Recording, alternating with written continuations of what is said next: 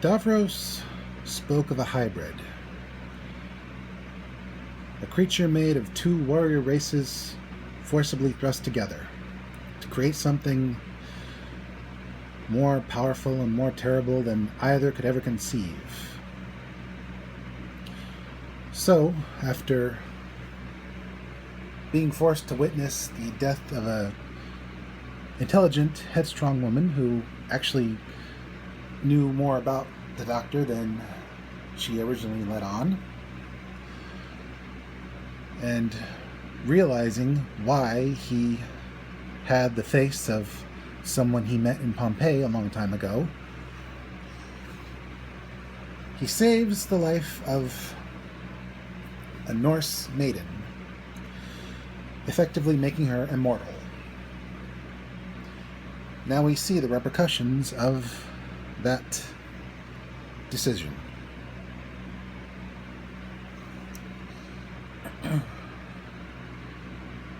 We end up in the British Isles somewhere, in the 1100s, well, 1300s, well, basically a long time ago. And we come across a highwayman known as the Nightmare. He's trying to rob some rich guy who doesn't seem to get the fact that whoever has the gun is the one who calls the shots. And then the Doctor shows up with a little doohickey tracking a artifact.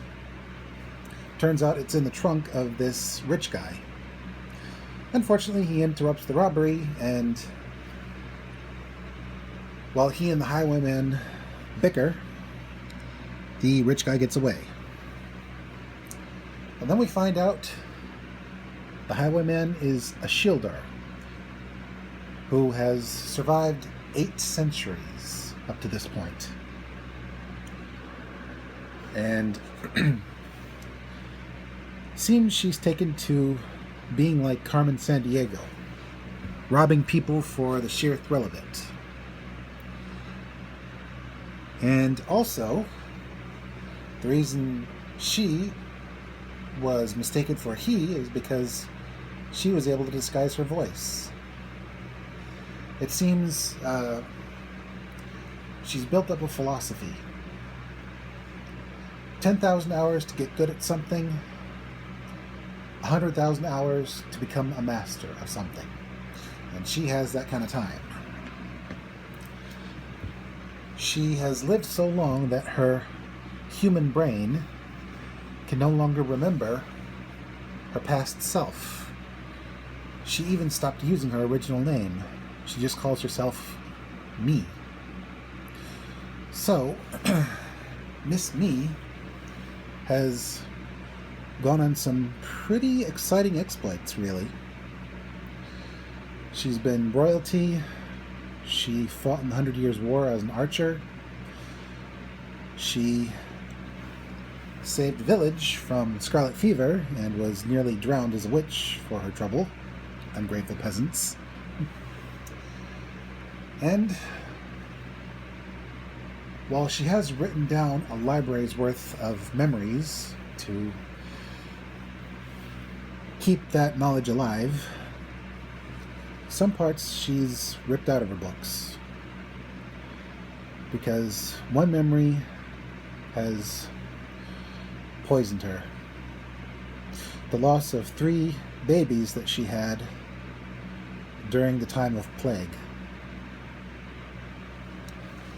And she also made a vow never to have any more kids, because none of them have her immortality. So even if they survive to adulthood, they'll eventually grow old and die. Just like one guy she married, and she had to leave when he noticed she wasn't getting any older, and thinking she was a dream when she returned to him to say goodbye on his deathbed.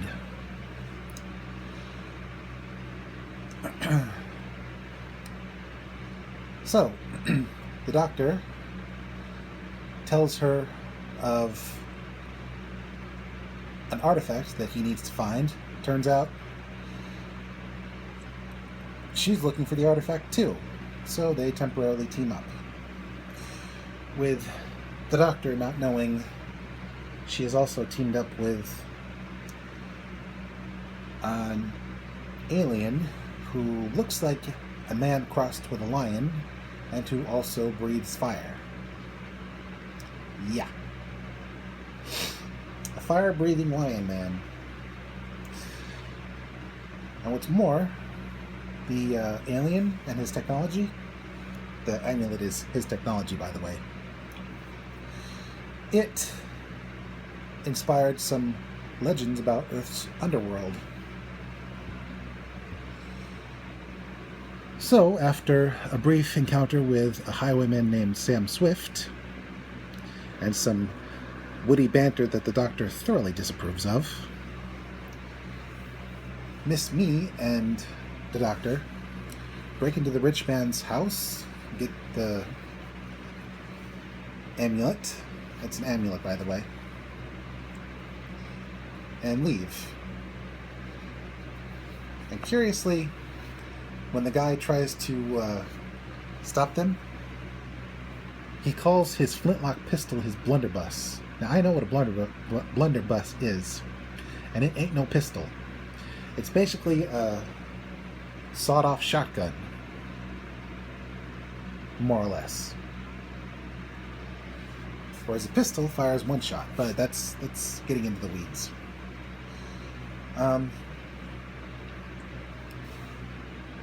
Eventually, the alliance with the alien is revealed, and the doctor finds out that the poor guy crashed here a long time ago. Miss Me found him, and believing his sob story about being the last of his kind and wanting to go home, she agrees to help him. Unfortunately, the amulet, which can open a doorway to his homeworld, requires human sacrifice. So she's going to kill her barely alive but still loyal butler.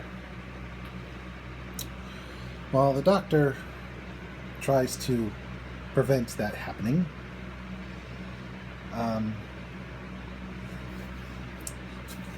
two guards end up showing up at Miss Me's mansion. Like I said, she's Carmen Sandiego. And inform them that Sam Swift was captured and is going to hang. So Miss Me decides to take advantage of the situation, pinning the break-in last night on the doctor and leaving him to the mercy of the guards, who quickly accept a bribe. So everyone converges at the gallows, where Sam Swift is doing a stand-up routine to prolong his life. Because while he is a highwayman, he's actually rather cowardly. He's desperate to not die. And here's where we get the term gallows humor. He also ropes the doctor, see what I did there, into helping with his jokes, so it becomes a two-man act. And eventually he convinces the hangman to pardon the guy with a glance at the old psychic paper.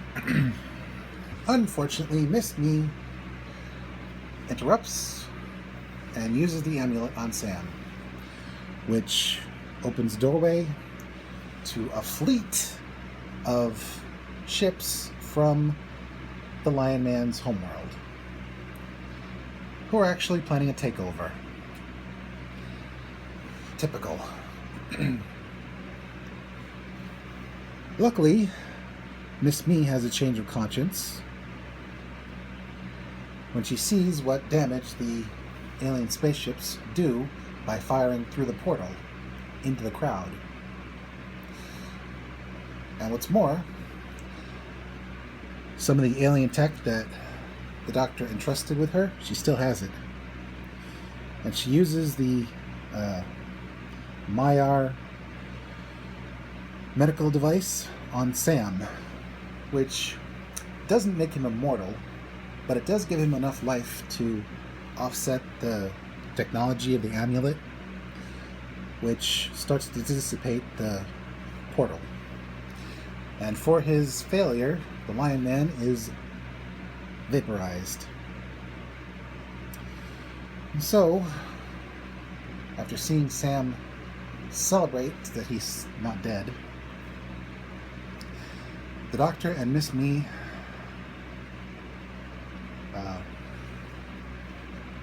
reminisce about why human life has such value. Because it ends. The mayflies are important. People aren't just smoke. One moment here, the next moment gone.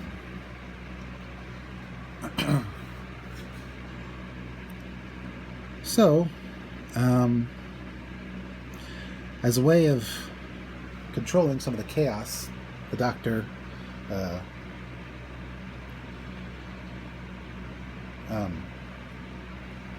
rots when he blows into town.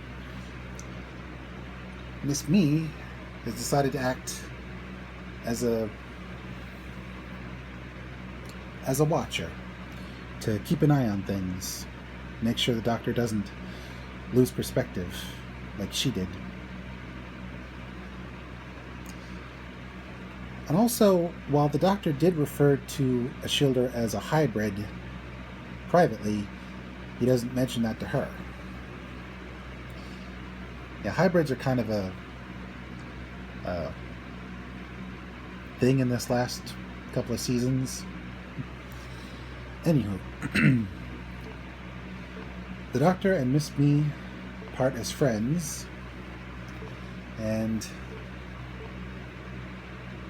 we don't know what happened to Sam, whether or not he truly became immortal, I should say, or just will live to be well over 150.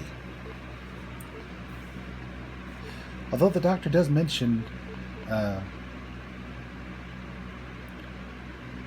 that Miss Me might end up meeting Captain Jack Harkness one day. Yet another immortal.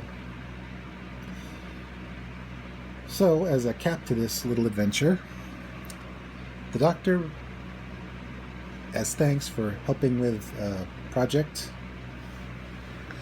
gets a selfie of one of Clara's students when she shows up. But in the selfie, Miss Me has photobombed the girl, showing that she's still around and still watching over the Doctor. Next, we experience a fallout from the incident with the three Doctors. It seems after the Zygons formed a peace treaty with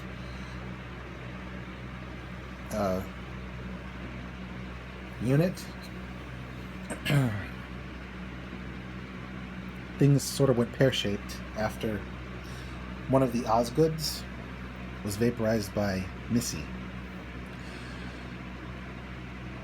With only one of them to help maintain the treaty, a splinter cell of Zygons who wished to be out and proud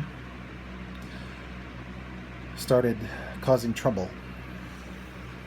And yeah, I can see things from their perspective. Living with a mask over your face all the time, it's suffocating.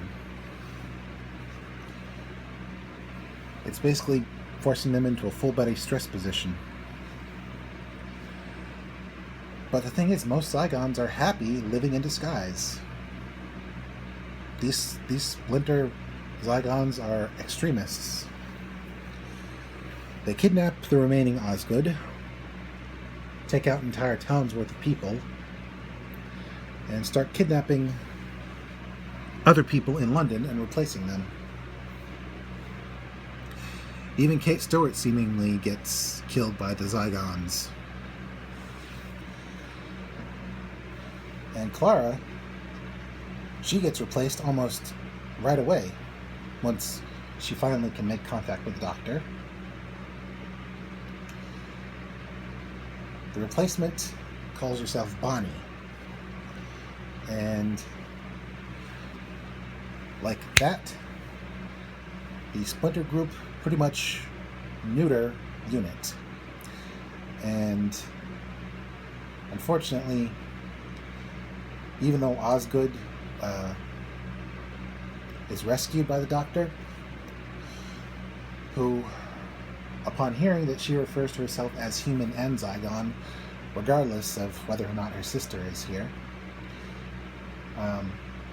Doctor refers to her as something of a hybrid. See, it's a running theme. Anyway.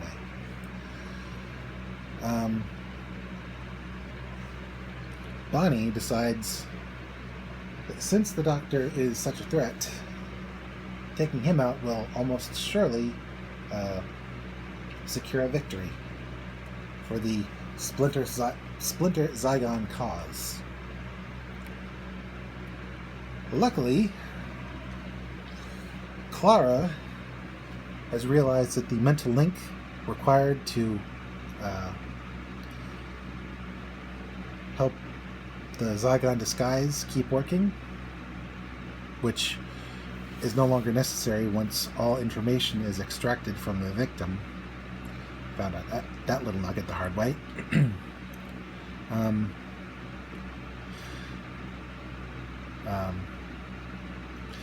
It seems Clara starts fighting back, manipulating Bonnie's body to prevent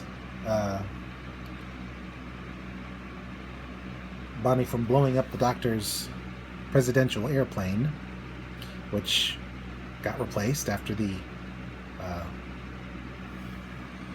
Cyberman incident.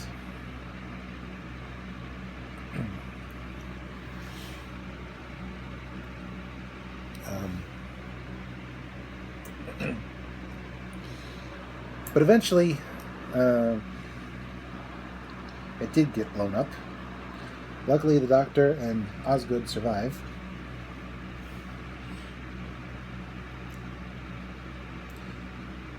Only to be basically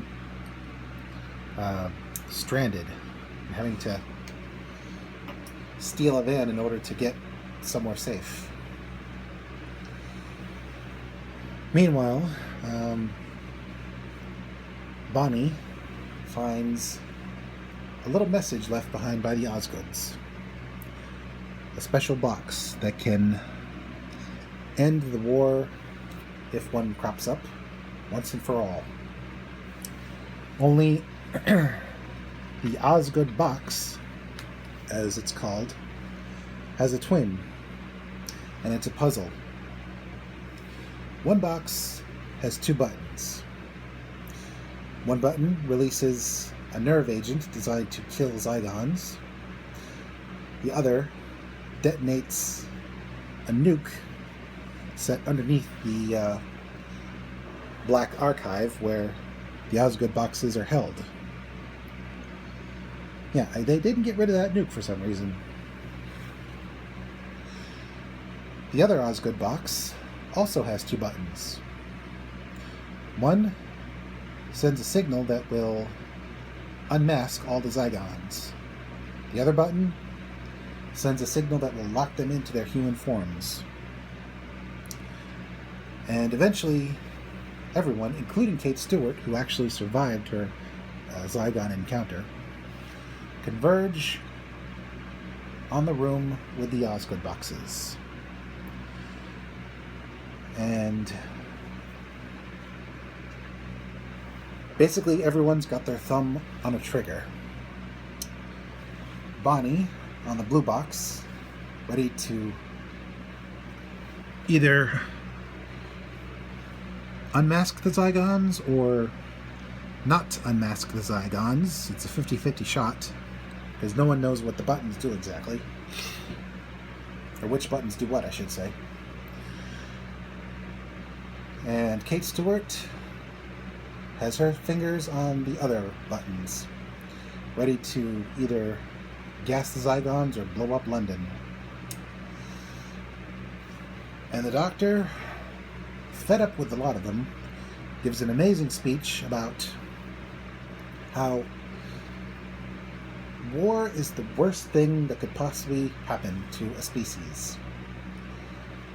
But peace and forgiveness are the best.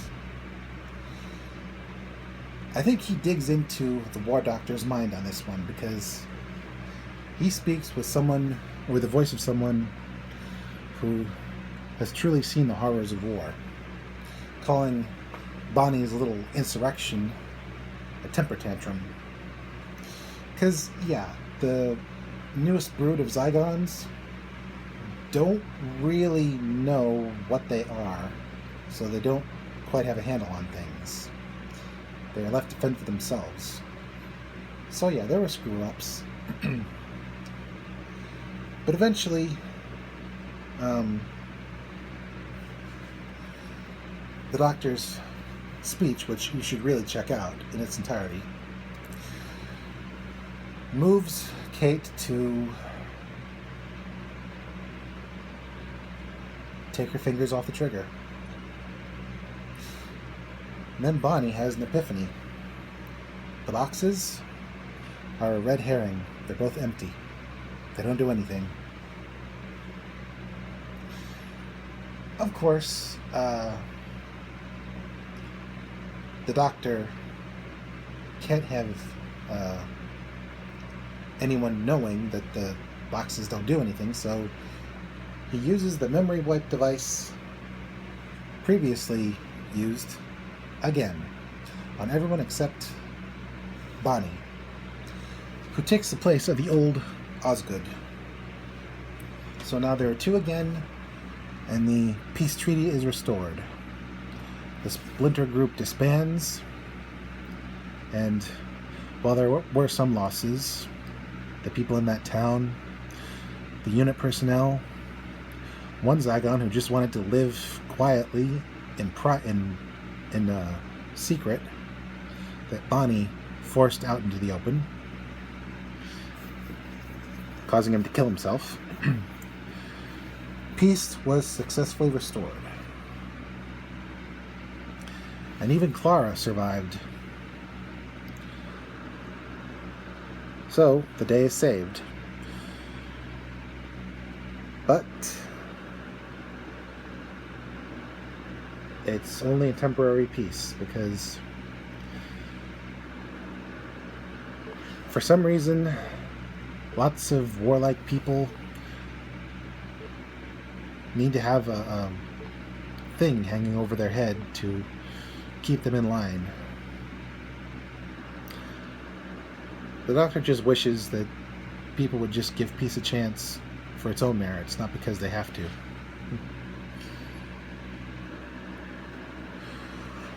But before we get more into that, we get a message from some guy named Rasmussen. He sends us a message that's basically a distress call. He's pieced together this footage to try and get help. He's on a space station orbiting Neptune in the 38th century. And oddly enough, he warns people not to watch, because when you see it, you can't unsee it. Seems the Doctor and Clara have stumbled into a crisis aboard the space station with a crew of recruits from the moon Titan, I believe, or one of Jupiter's moons, which has been colonized, to try to figure out why that station went dark. You got the lady in charge. You got a clone trooper called 254, I think, It's hard to remember. The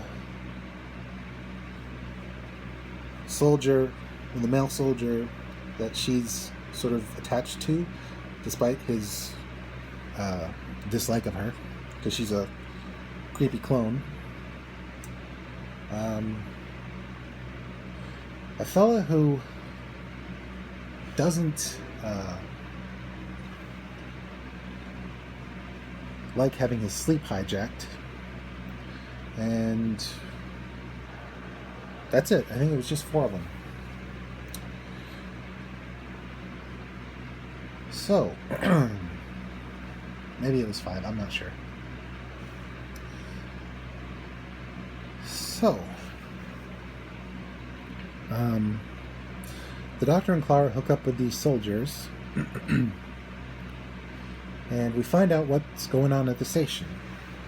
It seems the creator of a special pod designed to negate the need for sleep in order to increase productivity is on the station continuing his research.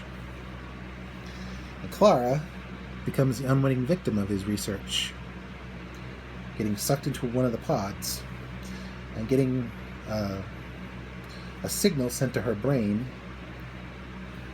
to give her the equivalent of a good night's sleep in just 5 minutes. Luckily, the Doctor gets Clara out quickly, so there's no lasting effects. Then they find the guy who is responsible for all this, Rasmussen.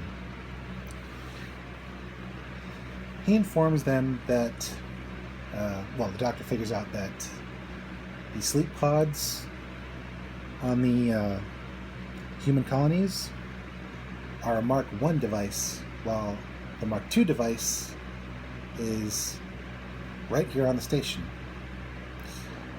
And we also find out that building a Mark II device was a bad idea. Because you know that dust in the corner of your eye that you wipe away when you wake up in the morning? Those dead skin cells and dead blood cells and dead whatever that collects and dries out.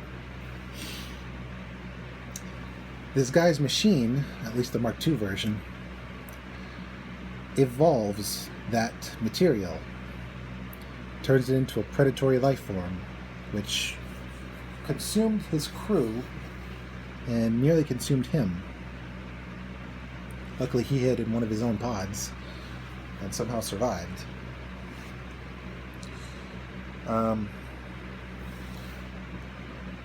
Turns out the crew all got digested into more sleep dust, effectively turning them all into sandmen, where they proceed to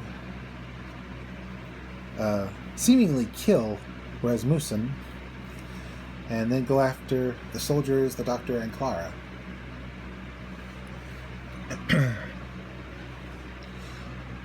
One soldier gets separated and killed off, and eventually turned into a Sandman. The super soldier dies saving his comrade, despite the fact that he didn't like her. Unfortunately, the comrade quickly buys it as well, and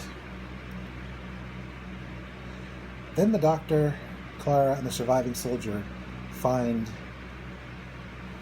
Rasmussen still alive, and they also realize that the signal which altered their brains and evolved the sleep dust in their eyes, turns out that dust is now able to spy on the people, because there are no cameras on the helmets of the soldiers or on the walls.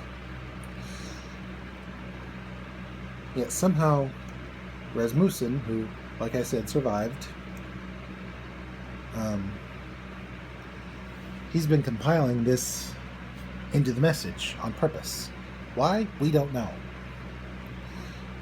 But we do know this. He's gone bat guano crazy, believing the creatures are the next stage of human evolution, and the previous stage are meant to be the food source. So he's used Patient Zero, the first sleep pod user who hasn't slept in 5 years, as a carrier for a plague that will slowly turn everyone into Sandmen. So the soldier lady shoots him, and then the three of them get to the TARDIS, with the Doctor wondering, why? Why has all this been happening? And then we find out it's a bait and switch. Rasmussen is still alive, only he's actually been turned into a Sandman who can temporarily take his old form. And it was actually the signal embedded in the message that we've been watching that alters the brain chemistry and turns you into Sandmen. Luckily, the Doctor has a way to reverse it, only the viewers at home aren't going to be saved by the Doctor. As the station starts to deteriorate and fall into Neptune's atmosphere, what's left of Rasmussen makes jokes about something in the corner of our eyes and requests that we show this message to as many people as possible. We've become part of the story. But luckily, I'm sure the Doctor did something to negate the signal, so we should be fine. Although, those of you who can't sleep, maybe try sleeping pills. But trust me, do whatever it takes to get your 40 winks. Because you never know what happens when you fail to sleep. After that little nugget, it's back to London. Clara gets a call from Rigsy, the fella we met during the incident with the boneless. It seems he's lost 24 hours, and he has a tattoo on the back of his neck that's counting down, literally counting down. He's only got a certain number of minutes left. So, he, Clara, and the Doctor, who is astonished to find out that Rigsy has a wife and daughter now, little baby, so he's got something worth fighting for. Well, the three of them, they use their knowledge of maps of London, old and new, a bit of scanning with the sonic specs, and good old-fashioned counting when they come across an area that for some reason they can't focus on. And they discover a trap street. A Diagon Alley type place that's hidden in plain sight. And yes, I know it's problematic me referencing Harry Potter, but that's the only reference I can use, so please bear with me. Anyway, they enter the trap street and get trapped. So it's an apt name.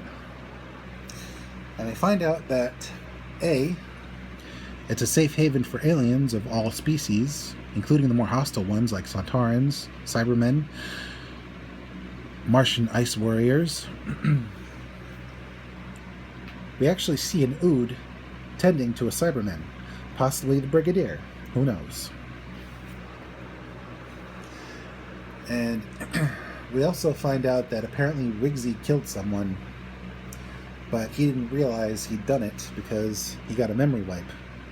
as all intruders on this trap street get before being shoved out the door. And we also find out the mayor of this little sideshow is Miss Me, back again. And the reason she's able to keep the peace and this place exists so people can be out and proud instead of having to deal with what the Zygons dealt with, is because she made a deal with something called a quantum shade, which takes the form of a raven. Anyone breaks the law, she puts a quantum lock on their neck in the form of a tattoo. And when it counts down to 0, the shade comes and switches off their life functions like that.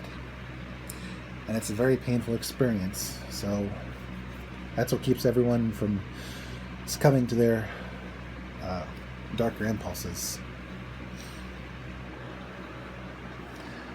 So the Doctor, Clara, and Rigsy try to figure out what possibly could have happened, because Rigsy's no killer, even if he freaked out about meeting an alien. He's no monster. And we quickly find out the reason why all this happened. See, the alien in question is a member of a race called Janus. She's literally two-faced, and the females of the species are prized as, shall we say, servants for the ability of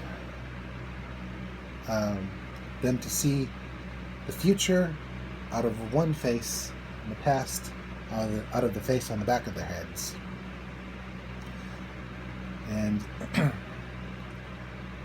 she and her son sought sanctuary. But as it turns out, her son is actually her daughter, and nobody knows, which is what's keeping the girl safe. Unfortunately, the girl can't see what happened, but she does know this: Miss Me has something to do with it. So the Doctor, Clara, and Rigsy poke about on the pod that's preserving the girl's mom for burial. Only the Doctor knows that the people of Janus burn their dead. So what's going on? Turns out the woman's alive. It was an elaborate ruse to get the Doctor here and to get him trapped. The mechanism will only release if the Doctor uses his TARDIS key in a lock recessed inside the pod's control system. And when he does it, it locks something onto his wrist. A teleport bracelet. Someone put Miss Me up to it. We don't know who, but with the mystery solved, she asks Rigsy to present himself for removal of the tattoo. Unfortunately, despite Miss Me promising to keep Clara safe while she's here, Clara did something monumentally reckless and monumentally stupid, because she started believing herself to be as unkillable as the Doctor. She got cocky. She, after witnessing what the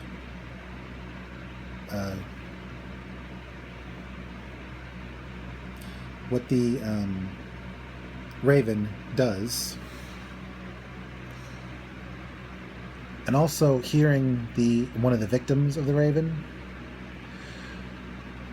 talk with his wife about maybe giving her the tattoo, she convinces Rigsy to give her the tattoo.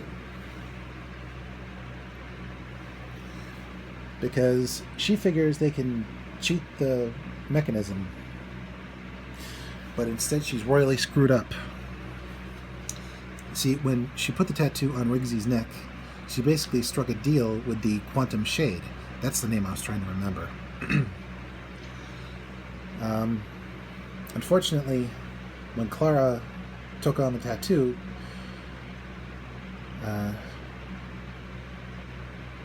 it cut Miss Me out of the deal. She's powerless to remove it. And it's still counting down.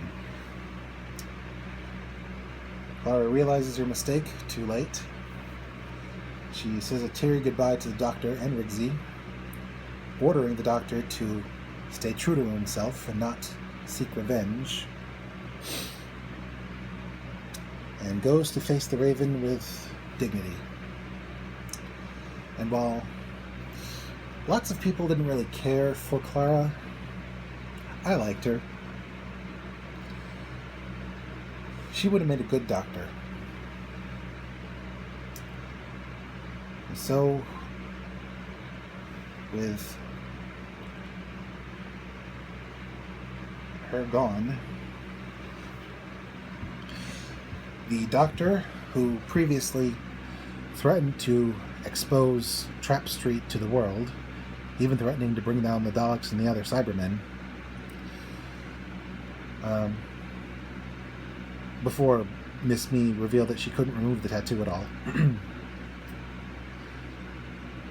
He mentions that he'll try to not seek vengeance, but it's probably good to stay out of his way, because the galaxy is a small place when he's cheesed off at you. And so, Miss Me teleports the Doctor away. After he gives her his confession dial, for some reason. Where did he go? That's a story for next time. Until then, this is Mr. J signing out and saying, please remember Clara at her best and at her worst, because we're more than the sum of our parts. And while we all must face the Raven someday, it's what you do with the remaining minutes that counts. Bye, Clara.